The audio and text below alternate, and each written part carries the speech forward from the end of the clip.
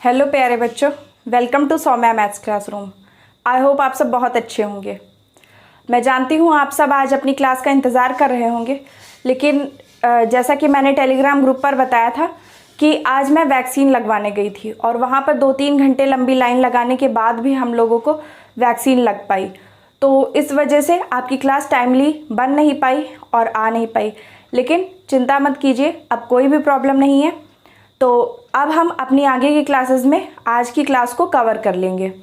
उसके साथ में मैं आपको बता दूं कि मैं फुल्ली वैक्सीनेटेड हो गई हूं। अगर आप में से कोई भी 18 प्लस का है, यानी 18 साल से बड़ा है, तो वैक्सीन ज़रूर लगवा ले और अपने घर वालों को भी मोटिवेट करें, ठीक है, क्योंकि यही एक तरीका है बचाव का। आप जानते हैं अक्टूबर तक 3rd वेव की भी बात की जा रही है। भगवान करे वो ना आए, लेकिन अगर आती है तो हम लोगों को अपनी तरफ से सुरक्षा की पूरी हमारी खुद ही जिम्मेदारी है कि हम अपनी सुरक्षा करें। और जैसा कि मैंने आपको बताया कि जो लोग केवल YouTube से जुड़े हैं उन्हें आज समझ में नहीं आया होगा कि 12 बजे मैम ने कहा था पर क्लास क्यों नहीं आई। पहली बात तो आपको शेड्यूल नहीं पता होगा।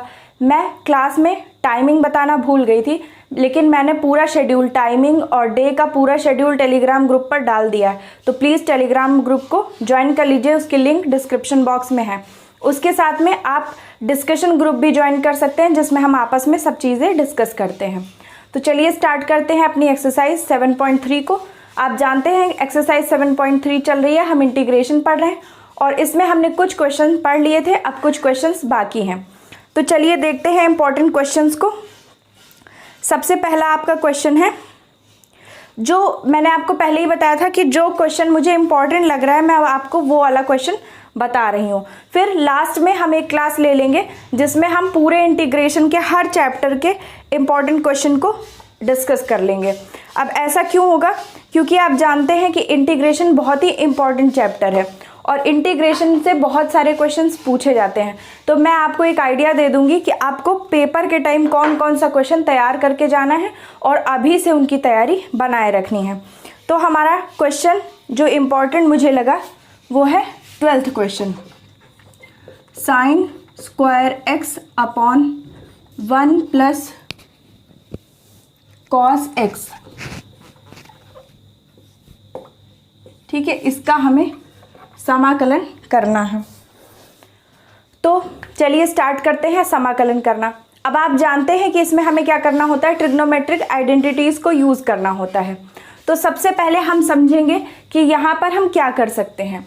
देखिए, ऊपर लिखा हुआ है साइन स्क्वायर एक्स और नीचे लिखा हुआ है 1 प्लस कॉस एक्स। तो ऐसा इनमें से कुछ भी नहीं है जो आपस में कैंसिल हो सके। तो पहली बात तो ये हो गई। अब दूसरी बात, ना तो 1 प्लस कॉस एक्स का कोई ऐसा मान रखा जा सकता है जिससे साइन स्क्वायर एक्स मिल जाए, ना साइन स्क्वायर एक्स का डायरेक्टली कोई ऐसा मान रखा जा सकता है जिससे 1 प्लस कॉस एक्स मिल जाए। तो इसका मतलब है हमें कुछ अलग बताना है, यानी अलग से दिमाग लगाना है।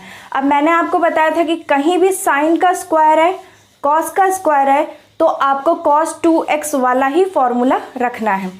लेकिन उसके पहले आपको देख लेना है, हो सकता है साइन स्क्वायर एक्स का कोई और फॉर्मूला रखने से क्वेश्चन इजी हो रहा हो। जैसे साइन स्क्वायर एक्स का एक और फॉर्मूला होता है, sine square x plus cos square x is equals to 1। तो ये सबसे पहला ही फॉर्मूला होता है और सबसे इजी होता है। ये आइडेंटिटी भी आप रख सकते हैं, लेकिन इस आइडेंटिटी को यहाँ रखने से काम होगा या नहीं, हमें ये समझना पड़ेगा। तो एक तो मैंने आपको बताया था कि जहां भी साइन स्क्वायर एक्स की बात हो वहां पे आप क्या रख सकते हैं, साइन स्क्वायर एक्स वाले में या फिर कॉस स्क्वायर वाले एक्स वाले फॉर्मूले में cos 2x को हम रख सकते हैं और दूसरा हम अपने इस फॉर्मूले को रख सकते हैं। अब यहाँ से अगर हम साइन स्क्वायर एक्स की वैल्यू निकालें तो 1 तो LHS में है ही और प्लस का cos स्क्वायर एक्स इधर जाएगा तो 1 माइनस cos स्क्वायर एक्स हो जाएगा। अब इस वैल्यू को अगर हम अपने क्वेश्चन में पुट करें तो क्या कुछ हो सकता है? बिल्कुल हो सकता है। समाकलन साइन स्क्वायर एक्स की जगह हम क्या रख देंगे, 1 minus cos square x upon, फिर नीचे क्या है 1 प्लस कॉस एक्स। अब आपको ध्यान रखना है कि ऊपर 1 माइनस कॉस स्क्वायर एक्स है, यानी कि उसमें स्क्वायर लगा हुआ है, जबकि नीचे 1 प्लस कॉस एक्स है, यानी सिंपली एक्स है। अब हम क्या करेंगे, हम जानते हैं कि क्वेश्चन एक फॉर्मूला होता है ए स्क्वायर माइनस बी स्क्वायर। तो इसकी वैल्यू क्या होती है, एक ब्रैकेट में ए प्लस बी और दूसरे में ए माइनस बी। ये हमारा फॉर्मूला होता है। तो क्या ऊपर ए स्क्वायर माइनस बी स्क्वायर का फॉर्मूला नहीं बन गया?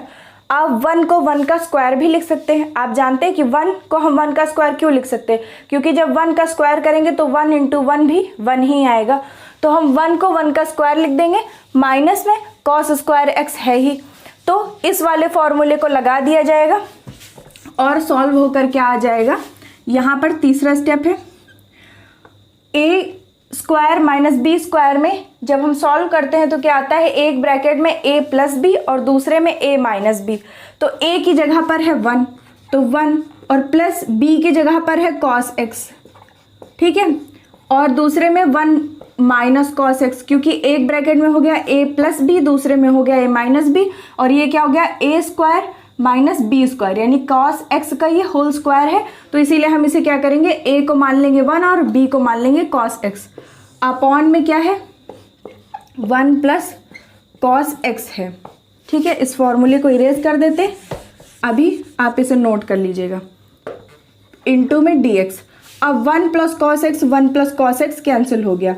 यहाँ पर जो हमने फॉर्मूला यूज़ किया था वो हम लिख लेते हैं। एक तो हमने यूज़ किया था sine square x plus cos square x is equals to 1, यानी sine square x is equals to 1 minus cos square x. और दूसरा हमने फॉर्मूला क्या यूज़ किया था, a square minus b square is equals to a plus b into a minus b, ठीक है। तो ये दोनों फॉर्मूले हैं। अब यहाँ से हमारा 1 प्लस कॉस एक्स तो कैंसिल हो गया, लेकिन अब बचा 1 माइनस कॉस एक्स। तो इसका हमको क्या करना है, इसका हमें समाकलन करना है, ठीक है। चलिए स्टार्ट करते हैं अपने क्वेश्चन का समाकलन। यहाँ पर लगाएंगे समाकलन 1 minus cos x into D x. अब इसका समाकलन स्टार्ट करेंगे। अब आप जानते हैं कि ये एक सिंपल सा फंक्शन बन गया है एक्स का, और जिसमें बीच में माइनस लगा हुआ है। तो आप जानते हैं कि क्वेश्चन में कहीं भी प्लस माइनस आता है तो हम उसे क्या करते हैं, 2 पार्ट्स में स्प्लिट कर देते हैं, लेकिन तब जब उसमें कहीं पर इंटू या डिवीज़न ना आया हो। तो अब यहाँ पे इंटू और डिवीज़न में कुछ भी नहीं है, तो हम क्या करेंगे, सबसे पहले आगे है 1, तो समाकलन 1 इंटू डी एक्स, बीच में लगा है माइनस, माइनस लगा दिया, फिर समाकलन cos x into D x, यानी दोनों पार्ट्स को हमने अलग कर दिया। एक बार समाकलन के साथ 1 dx, एक बार माइनस लगा के समाकलन के साथ cos dx। अब दोनों का हमको सिंपली सूत्र पता है। एक का फॉर्मूला क्या होता है, जब एक का समाकलन करते हैं तो x आता है, ये मैंने आपको लाखों बार बताया है कि एक का समाकलन करने पर x आता है माइनस, और cos x का समाकलन क्या होता है, sin x, और लास्ट में लग जाता है c। यही हो गया हमारा आंसर। अब आप जल्दी से इस क्वेश्चन का स्क्रीनशॉट ले लीजिए, मैं तब तक आपका आंसर मैच कर लेती हूँ। बच्चों, आपका पिछले क्वेश्चन का आंसर बिल्कुल सही आया है। तो अब हम मूव करते हैं अपने अगले क्वेश्चन पर, जो कि है क्वेश्चन नंबर 13। क्वेश्चन नंबर 13 आपसे ये कह रहा है कि cos 2x minus cos 2 alpha upon cos x minus cos alpha का आपको समाकलन करना है। तो आप जानते हैं कि cos 2x का हम समाकलन नहीं कर सकते, हमारे पास cos x का फॉर्मूला होता है। तो इसके लिए आपके पास एक ही तरीका है कि आप cos 2x की वैल्यू रखिए। अब cos 2x की वैल्यू रखेंगे तो सेम उसी तरह cos 2 अल्फ़ा की भी वैल्यू रखी जाएगी। लेकिन एक चीज़ याद रखिएगा कि जो अल्फ़ा वाला पोर्शन है उसका समाकलन नहीं होगा, क्योंकि अल्फ़ा यहाँ पर क्वेश्चन में नहीं है। मतलब अल्फ़ा क्वेश्चन में तो है, लेकिन आपको समाकलन x के सापेक्ष करना है। पीछे dx लगा है, इसका मतलब x के सापेक्ष या x के रिस्पेक्ट में आपको समाकलन करना है। तो जब यहाँ पर इस वाले पोर्शन में कोई अल्फ़ा के साथ कोई x नहीं दिया हुआ है, तो इसका मतलब है कि फिर इसका समाकलन नहीं होगा। फिर कैसे समाकलन होगा ये हम देखते हैं। सबसे पहले चूँकि cos 2x is equals to, अब इसकी वैल्यू क्या होती है, हम ऐसी वैल्यू रखते हैं जिसको हम सॉल्व कर सकें। तो ऐसी वैल्यू में आप देख रहे हैं कि नीचे cos x minus cos alpha है। अब cos 2 अल्फ़ा के 3 सूत्र होते हैं, मैंने आपको बताया था। एक जिसमें साइन कॉस दोनों आते हैं, एक जिसमें केवल कॉस आता है और एक जिसमें केवल साइन आता है। तो यहाँ पर आपको कॉस वाला फॉर्मूला रखना है, क्योंकि आपको अपॉन में भी कॉस लाना है। तो वो फॉर्मूला होता है 2 cos स्क्वायर x माइनस 1। अब इसी तरह cos 2 अल्फ़ा की भी वैल्यू निकाल लेंगे। अल्फ़ा में क्या होगा, x की जगह पर अल्फ़ा आ जाएगा 2 cos स्क्वायर अल्फ़ा माइनस 1। अब दोनों की वैल्यू हम क्या करेंगे, इस क्वेश्चन में पुट कर देंगे। ऊपर हम वैल्यू रखेंगे 2 cos स्क्वायर x माइनस 1, बीच में लगा हुआ है माइनस, फिर 2 cos square alpha minus 1 upon में नीचे क्या दिया हुआ है, cos x minus cos alpha into dx। इतना तो काम हमारा हो गया।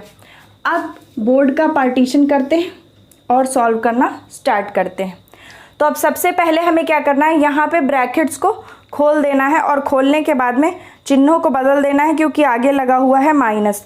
तो आप जानते हैं जैसे इस ब्रैकेट के आगे कोई चिन्ह नहीं है तो यहाँ पॉजिटिव, लेकिन इस ब्रैकेट के आगे नेगेटिव लगा हुआ है तो अंदर के चिन्हों का जो स्वरूप है वो बदल जाएगा। तो सबसे पहले तो 2 cos स्क्वायर अल्फ़ा माइनस 1 ऐसे ही आ जाएगा, क्योंकि इसमें ना चिन्ह बदलेंगे ना कोई मान बदलेगा। लेकिन यहाँ पर मान तो नहीं बदलेगा पर चिन्ह बदल जाएंगे। सॉरी, यहाँ पे अल्फ़ा नहीं, यहाँ x होगा। 2 cos स्क्वायर x माइनस 1। अब पीछे क्या हो जाएगा, माइनस 2 cos स्क्वायर अल्फ़ा और प्लस 1, क्योंकि आप देख रहे थे कि यहाँ पर कोई चिन्ह नहीं लगा था तो ये पॉजिटिव था और यहाँ पर माइनस लगा हुआ था, तो जहाँ पॉजिटिव था वो यहाँ पर नेगेटिव हो गया और जो नेगेटिव था वो यहाँ पर पॉजिटिव हो गया। अब इसके बाद में हम अपॉन में जो cos x minus cos alpha है उसे लिख देंगे। ठीक है, अब काटना शुरू करते हैं। ये है माइनस का 1 और ये है प्लस का 1, ये दोनों कैंसिल हो गए।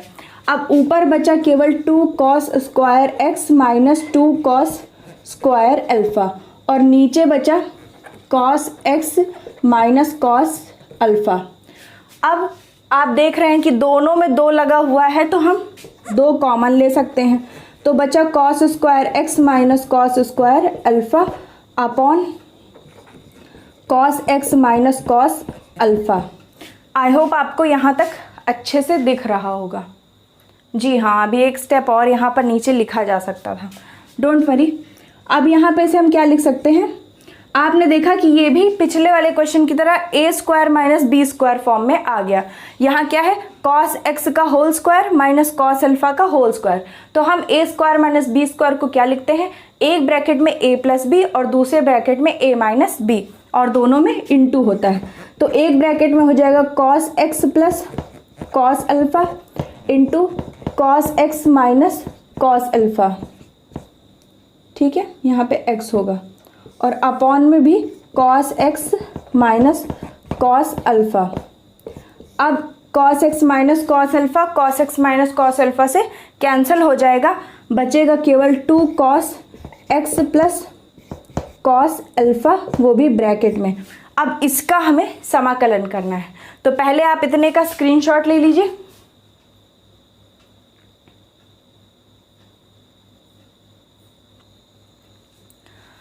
बच्चों, अब इसके बाद में जो 2 हमने कॉमन ले लिया था उसे हम अंदर मल्टीप्लाई कर लेंगे, तो हो गया 2 cos x plus 2 cos alpha और आगे समाकलन का चिन्ह और पीछे dx। तो चलिए समाकलन करना स्टार्ट करते हैं। सबसे पहले आप जानते हैं कि यहाँ प्लस लगा है तो ये दोनों क्वेश्चन अलग अलग हो जाएंगे। तो यहाँ पर हो जाएगा समाकलन के बाहर 2 cos x into dx plus, आप जानते हैं कि क्योंकि x के सापेक्ष समाकलन करना है तो जिस पार्ट में x लगा है हम उसी को अंदर रख सकते हैं, उसके अलावा बाकी सब कुछ बाहर होगा। तो आप ये देख रहे हैं कि ना यहाँ पर 2 के साथ x है और ना ही cos अल्फ़ा के साथ x, तो इसका मतलब है कि 2 cos अल्फ़ा पूरा बाहर हो जाएगा, केवल dx ही अंदर बचेगा। ठीक है, क्योंकि जिस भी टर्म के सापेक्ष हम अवकलन कर रहे होते हैं या समाकलन कर रहे होते हैं उसी को हम अंदर बचाते हैं, बाकी सब कुछ बाहर होता है क्योंकि उसका समाकलन नहीं हो सकता। तो इसलिए क्योंकि यहाँ पर कहीं भी x नहीं है इसलिए इसे पूरा बाहर कर दिया गया। अब 2 इंटू कॉस एक्स का हो जाता है साइन x प्लस ये 2 cos अल्फ़ा का तो होगा ही नहीं, और इंटू dx का मैंने आपको बताया कि हो जाता है x और प्लस लग जाएगा c। तो इसको सही तरीके से लिखने का तरीका क्या है, 2 sine x plus 2 x cos alpha plus c, यही आपका आंसर होगा। अब आप स्क्रीनशॉट ले लीजिए और मैं आंसर मैच कर लेती हूँ। आपके आंसर शीट में जो आंसर दिया है उसमें 2 sin अल्फ़ा और 2x cos अल्फ़ा से 2 को कॉमन ले लिया गया है, तो आप sin x plus x cos x के साथ में कॉमन लेकर 2 लिख सकते हैं और प्लस में c लिखकर भी आंसर लिख सकते हैं। तो अब आप पूरे क्वेश्चन का स्क्रीनशॉट ले लीजिए। तो बच्चों अब चलते हैं अपने अगले क्वेश्चन पर, जो कि है क्वेश्चन नंबर 18। क्वेश्चन नंबर 18 आपके लिए काफ़ी यूज़फुल है और इन सभी क्वेश्चंस पर आप इम्पॉर्टेंट लगाते जाइएगा, यानी लिखते जाइएगा कि ये सब इम्पॉर्टेंट है। अब क्वेश्चन नंबर 18 क्या है? cos 2x plus 2 sin square x upon cos square x into dx, इसका आपको समाकलन करना है। तो यहाँ भी cos 2x आ गया। अब आपको cos 2x की कौन सी वैल्यू रखनी है, साइन स्क्वायर वाली या फिर cos स्क्वायर वाली, ये समझते हैं। तो आप जानते हैं कि एक फेमस आइडेंटिटी है जो ट्रिग्नोमेट्री में सबसे पहले मैंने आपको बताई, sine square x plus cos square x is equals to 1। तो आपके पास यहाँ पर साइन स्क्वायर एक्स है, भले ही उसमें आगे 2 लगा है। अगर आपको कॉस स्क्वायर एक्स मिल जाए तो दोनों को जोड़ करके 1 आ जाएगा, ठीक है। तो इसलिए हम क्या करेंगे, cos 2x का वो फॉर्मूला रखेंगे जिसमें cos स्क्वायर एक्स आता है। cos स्क्वायर एक्स वाला फॉर्मूला क्या होता है, cos 2x की वैल्यू होती है 2 cos स्क्वायर एक्स माइनस 1। तो इतना तो cos 2x की वैल्यू हो गई, और दूसरा 2 साइन स्क्वायर एक्स तो आपको क्वेश्चन में ही दिया है, और अपॉन में है cos स्क्वायर एक्स और इनटू है dx। अब हम क्या करेंगे, 2 साइन स्क्वायर एक्स और प्लस कॉस स्क्वायर एक्स लिख लेंगे, क्योंकि हमने इन दोनों से 2 को कॉमन ले लिया, यानी मैंने एक स्टेप को स्किप किया है।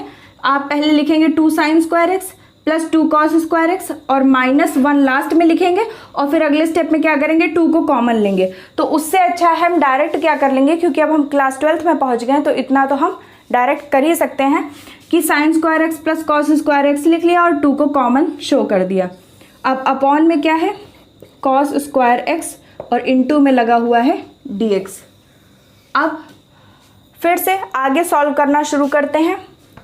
2 इंटू, हम जानते हैं कि sign square x plus cos square x की वैल्यू क्या होती है, 1, और माइनस में भी लिखा हुआ है 1, और अपॉन में है कॉस स्क्वायर एक्स और इनटू है dx, आगे समाकलन का चिन्ह है। तो अब ये स्टेप भी हम डायरेक्ट करेंगे, 2 इंटू 1 इज इक्वल्स टू 2 और 2 माइनस 1 इज इक्वल्स टू 1, यानी 2 में 1 से गुणा होगा 2 आएगा और उससे 1 घट जाएगा, तो 1 बटे cos square x into dx। अब हमें इसे एक और स्टेप वैसे तो डायरेक्ट करना चाहिए था कि हम जानते हैं 1 अपॉन कॉस स्क्वायर एक्स जो होता है उसे हम क्या लिखते हैं, sec square x into dx।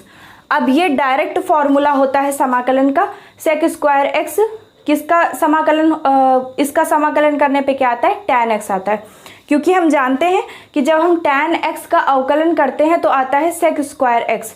तो इसीलिए सेक स्क्वायर एक्स का जब समाकलन करेंगे तो आएगा tan x और लास्ट में जुड़ जाएगा c। तो यही होगा आपका आंसर। इसे आप जल्दी से नोट कर लीजिए या फिर इसका स्क्रीनशॉट ले लीजिए। बच्चों अब आज हम आपकी एक्सरसाइज पे चलते हैं आपके लास्ट क्वेश्चन की तरफ, जो है क्वेश्चन नंबर 21, और जो कि बहुत ही ट्रिकी और इम्पॉर्टेंट है।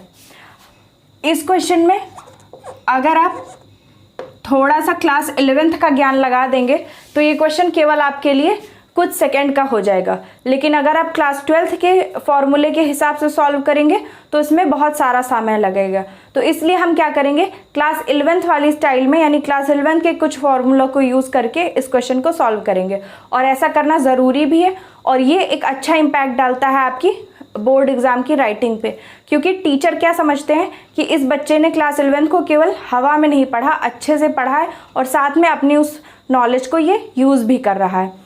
तो आपका 21 नंबर क्वेश्चन क्या है, समाकलन करना है आपको साइन इनवर्स कॉस एक्स का और इनटू में dx। अब इसका कैसे समाकलन करते हैं आइए देखते हैं। आपने क्लास 11th में एक चैप्टर पढ़ा होगा इन्वर्स ट्रिग्नोमेट्रिक फंक्शंस, यानी कि व्युत्क्रम या प्रतिलोम त्रिकोणमितीय अनुपात, ठीक है, प्रतिलोम त्रिकोणमितीय अनुपात के नाम से। उसमें आपने एक फॉर्मूला पढ़ा होगा, sine inverse x plus cos inverse x is equals to pi by 2, ठीक है। जैसे कि आपने अभी एक आइडेंटिटी पढ़ी, sine square x plus cos square x is equals to 1, उसी तरह की ये इनवर्स ट्रिग्नोमेट्रिक फंक्शन की एक आइडेंटिटी होती है, ठीक है। तो इसमें क्या होता है, ये फॉर्मूला है आपका, sine inverse x plus cos inverse x is equals to pi by 2। अब यहाँ पर साइन इनवर्स एक्स है, जबकि हमारे क्वेश्चन में साइन इनवर्स कॉस एक्स है, यानी एक्स की जगह पर ही हमें कॉस एक्स दिया है। तो इसी क्वेश्चन में एक्स की जगह कॉस एक्स को पुट करेंगे, तो sine inverse cos x plus cos inverse cos x is equals to pi by 2, ठीक है। अब ये हो गया साइन इनवर्स कॉस एक्स, ये तो आपका क्वेश्चन ही है, इसको तो आपको कुछ करना ही नहीं है, प्लस यहाँ पर कॉस इनवर्स है और यहाँ पर अंदर कॉस है। अब हम जानते हैं कि कॉस और कॉस इनवर्स क्या है, एक दूसरे के इनवर्स यानी कि व्युत्क्रम है, यानी ये दोनों एक दूसरे से हट जाएंगे। जैसे कि 2 है और उसी का व्युत्क्रम क्या है, 1/2 है, यानी ये दोनों एक दूसरे के अपोजिट हैं। तो उसी तरीके यहाँ पर क्या है, कॉस इनवर्स और कॉस क्या है, एक दूसरे के अपोजिट हैं, तो ये दोनों हट जाएंगे। तो हटने के बाद यहाँ पर बचेगा केवल x is equals to pi by 2। अब अगर हम अपने इस क्वेश्चन का यहाँ पर वैल्यू निकालना चाहें तो sine inverse cos x is equals to pi by 2 minus x हो गया। अब हम क्या करेंगे, इसका समाकलन ना करके पाई बाई 2 माइनस एक्स का इजीली समाकलन कर लेंगे, क्योंकि आप जानते हैं यहाँ पर आपको केवल x का समाकलन करना पड़ेगा और पाई बाई 2 में कहीं भी x लगा नहीं है तो इसका समाकलन नहीं हो सकता है। तो इसलिए हम यहाँ पर dx का समाकलन करेंगे। तो सबसे पहले आप इतने का स्क्रीनशॉट ले लीजिए, फिर हम आगे चलते हैं क्वेश्चन को सॉल्व करने, यहीं पर सॉल्व कर लेते हैं। अब हमारा क्वेश्चन क्या बन गया, क्वेश्चन बन गया पाई by 2 minus x into D x का समाकलन करना है हमें, ठीक है। ये पाई बाई 2 है। अब आप जानते हैं कि बीच में माइनस है तो क्वेश्चन को हम अलग अलग कर लेंगे। समाकलन आप जानते हैं पाई बाई 2 में कहीं भी एक्स नहीं है तो हम पाई बाई 2 को पहले बाहर कर लेंगे, फिर समाकलन में कुछ नहीं है, बचा केवल डी एक्स माइनस पीछे क्या है x है, x इंटू डी एक्स कर देंगे, यानी यहाँ पर x है तो x इंटू डी एक्स हो जाएगा, और यहाँ पर पाई बाई 2 में x नहीं है तो पाई बाई 2 बाहर करके केवल dx लिख दिया गया।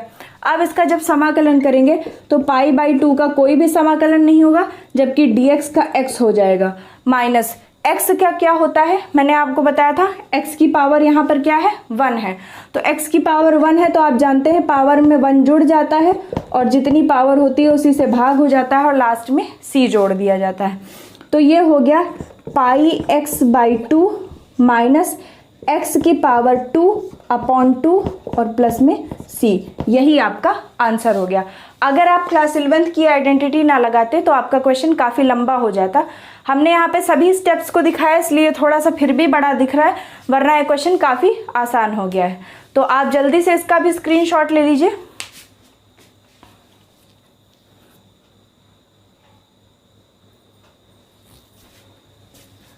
हाँ तो बच्चों, आज की आपकी क्लास यहीं पर ख़त्म होती है।